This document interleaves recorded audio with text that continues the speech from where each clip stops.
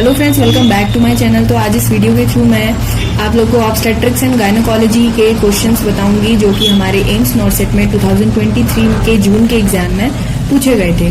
ठीक है, तो ये सीरीज मेरी कंटिन्यू चल रही है। इससे पहले मैंने फंडामेंटल्स और हमारे मेडिकल सर्जिकल के जो हमारे जून के 2023 में एम्स नॉर्सेट में पूछे गए जो टॉपिक्स थे, क्वेश्चन के टॉपिक्स मैंने आप लोग को छांट करके दे दिए हैं ताकि आप लोग का टाइम भी बचे और आप लोग कम टाइम में स्मार्ट तरीके से जो हमारे हाई यील्डिंग टॉपिक्स हैं उन पर भी ज्यादा फोकस करें। ये जितने भी मैंने अभी तक वीडियोस बनाई हैं, ये सब टॉपिक्स जो हैं ये हमारे यूनिवर्सल टॉपिक्स हैं। अभी जब से हमारा एम्स नॉर्सेट का एग्जाम स्टार्ट हुआ है तब से लेके आज तक ये टॉपिक्स हर बार पूछे गए हैं, तो ये मस्ट रीड टॉपिक्स हैं। तो मैं यही आप लोग को कहूंगी कि इन टॉपिक्स को तो आप लोग को टिप पे रखना चाहिए। पढ़ना तो है ही सब कुछ, लेकिन ये टॉपिक्स जो ऐसे हैं इनमें आएगा ही आएगा। ठीक है, तो जब आप नोट्स पढ़ेंगे तो इन टॉपिक्स पे ज्यादा फोकस कीजिएगा क्योंकि ये क्वेश्चंस काफी घुमा घुमा कर पूछे जाते हैं। तो जो हमारा ऑब्स्टेट्रिक्स एंड गायनोकोलॉजी था, ऑब्स्टेट्रिक्स एंड गायनोकोलॉजी में हमारा एम्स में जो पहला क्वेश्चन आया था वो हमारा जीटी पैल स्कोर आया था। ठीक है, ये हमारा हर बार आता है, तो जीटी पैल स्कोर पूछा गया था और उसके बाद नॉन स्ट्रेस टेस्ट पूछा था। सिनेरियो बेस्ड आए थे क्वेश्चंस थोड़े, रिएक्टिव और नॉन रिएक्टिव पूछा था। ठीक है, उसमें हमें एक केस दे दिया था तो आप लोग को ये बताना था कि रिएक्टिव है नॉन रिएक्टिव है। ठीक है, मतलब कि जीटी पैल वाला टॉपिक वेरी इंपॉर्टेंट है। एनएसटी जो है ये वेरी इंपॉर्टेंट है। एक हमारा सीएसटी भी होता है, कॉन्ट्रैक्शन वाला टेस्ट होता है। ठीक है, तो ये जितने भी टॉपिक्स हैं ये हाई यील्डिंग है, इनको अच्छे से पढ़ना है। उसके बाद हमारा ये पूछा था सिनेरियो बेस्ड की जब जैसे हमारा रप्चर हो जाती है मेम्ब्रेन ड्यूरिंग लेबर, तो उसके बाद हमारा प्रायोरिटी इंटरवेंशन क्या होगा। ठीक है, तो इससे रिलेटेड कुछ भी घुमा के पूछ सकते हैं, तो आप लोग को अपना इसका बेस भी क्लियर रखना है। ठीक है, हमारा जो स्टेजेस ऑफ लेबर आती है वो काफी इंपॉर्टेंट है। कितना डायल्यूशन होता है, कितने सेकंड तक होता है। ठीक है, और उसके बाद क्या करते हैं। तो हमारा क्वेश्चन आया था फर्स्ट स्टेज ऑफ लेबर में है, पेशेंट है, केस सिनेरियो बेस्ड आया था और डायलेशन इतना हो रहा है और 70 सेकंड तक इसके कॉन्ट्रैक्शन हो रहे हैं। तो हमारे जो ऑप्शंस थे ये उसके बाद हमारी प्रायोरिटी क्या होगी, हम क्या करेंगे। ठीक है, पोजीशन चेंज करेंगे या फिर ऑक्सीटोसिन को स्टॉप करेंगे या कंटिन्यू रखेंगे, ऐसे हमारे ऑप्शंस आए थे। ठीक है, ये ऑक्सीटोसिन जो है, ये ऑक्सीटोसिन का तो पूरा डोज कितना होता है, कितना इसका मेंटेनेंस डोज है, कितना इसका लोडिंग डोज है और इसको कितने उसमें डाइल्यूट करते हैं, सब कुछ ऑक्सीटोसिन से रिलेटेड आप लोग को क्या करना है, पढ़ना है। और एक हमारा और है MgSO4। ठीक है, MgSO4 भी बहुत इंपॉर्टेंट है, हमारा एक्लैम्शिया में देते हैं, तो ये भी हमारा ऑब्स्टेट्रिक्स एंड गायनोकोलॉजी में वेरी इंपॉर्टेंट है। MgSO4 से रिलेटेड कितना इसका डोज कितना देते हैं, सब कुछ पढ़ना है। ऑक्सीटोसिन MgSO4 वेरी इंपॉर्टेंट है। ठीक है, उसके बाद कॉन्ट्रासेप्टिव से तो हर साल ही आते हैं क्वेश्चन। ठीक है, कॉन्ट्रासेप्टिव सभी इंजेक्टेबल्स वाले भी आ गए हैं। ठीक है, हमारे बहुत सब तरह के जितने भी हैं पूछे जाते हैं कॉन्ट्रासेप्टिव्स। हमारा जो जून में आया था वो अंतरा का आया था क्वेश्चन, पूछा था कि रिवर्सिबल है कॉन्ट्रासेप्टिव या इरिवर्सिबल है। ठीक है, तो जितने भी कॉन्ट्रासेप्टिव्स हैं वो आप लोग बहुत अच्छे से पढ़ेंगे। और प्रिकॉशियस, ये हमारा बेसिक क्वेश्चन पूछा था कि प्रिकॉशियस प्यूबर्टी की एज क्या होती है।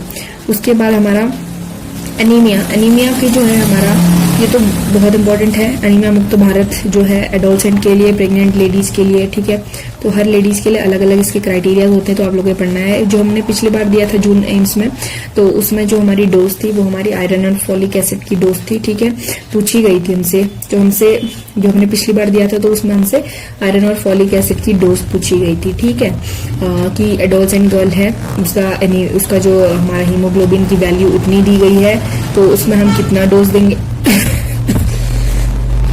कितना डोज हम देंगे। ठीक है, और हमारा जो प्रेग्नेंट लेडी है वो एनीमिक है, अगर उसका हीमोग्लोबिन हमारा 9 से कम है, 11 से कम है या फिर 3 से कम है तो किस कैटेगरी में रखेंगे। तो ये सब कुछ हमारा जो है वेरी इंपॉर्टेंट है। ये टॉपिक्स आप लोग को बहुत अच्छे से पढ़ने हैं। ठीक है, ये हमारा ऑब्स्टेट्रिक्स एंड गायनोकोलॉजी की हो गए। उसके बाद हमारा आता है मेंटल हेल्थ। मेंटल हेल्थ से जून में जो हमारे क्वेश्चन पूछे गए थे, किस टॉपिक से पूछे गए थे वो मैं आपको बताऊंगी एम्स नॉर्सेट में। सबसे पहले हमारा जो अल्कोहल विड्रॉल, ठीक है, ये जो जून में दिया था एग्जाम उसमें भी अल्कोहल विड्रॉल से रिलेटेड हमारा क्वेश्चन आया था मेंटल हेल्थ में। और हमारा अभी जो सितंबर में एग्जाम हुआ था उसमें भी पूछा गया था कि हमारा जो इंडिया में अल्कोहल की जो हमारी वो जो लेवल होता है वो कितना मतलब कि अलाउड है इंडिया में, कुछ ऐसा पूछा गया था क्वेश्चन। ठीक है, तो ये है अल्कोहल विड्रॉल के सिम्टम्स, मोस्ट कॉमन सिम्टम क्या होगा, ये हमारा एम्स में जून में पूछा था। ठीक है, तो ये अल्कोहल रिलेटेड जितने भी हमारे क्वेश्चन हैं ये बिल्कुल घुमा फिरा के आप लोग को सोच करके बिल्कुल देख लेना है, अच्छे से पढ़ लेना है। ठीक है, ये अल्कोहल से रिलेटेड क्या क्या क्वेश्चन बन सकते हैं। ठीक है, अल्कोहल विड्रॉल क्या होता है और हमारा